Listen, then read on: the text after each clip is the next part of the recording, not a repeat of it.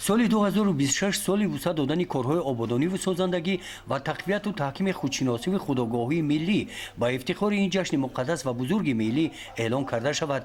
ин ва дигар нуқтаҳо аз паёми президенти ҷумҳурии тоҷикистон муҳтарам эмомалии раҳмон ба маҷлиси олии ҷумҳурии тоҷикистон ки рӯзи 16 декабри соли 2025 ироа гардид шарҳу тавзеҳи он дар ҳамоиши маърифатӣ дар деҳоти гулистон ноҳияи восеъ бо иштироки сокинони деҳот, шахсони саховатманду соҳибкорони соҳибдил ба сами иштирокчиён расонида шуд.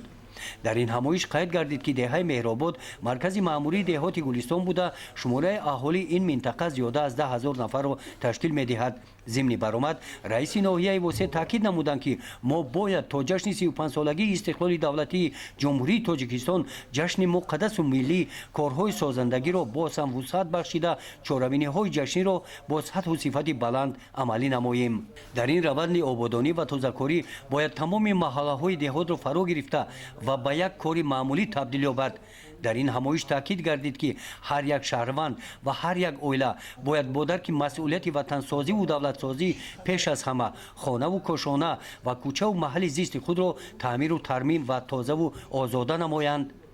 яъне ҳар фарди ҷомеа бояд бо ифтихори ин ҷашни муқаддас барои пешрафти давлати худ ва ободии ватани азизи хеш кори некеро анҷом дода созандагию бунёдкор ва соҳиби фарҳангу тамаддуни бостонӣ будани миллати тоҷикро нишон диҳад.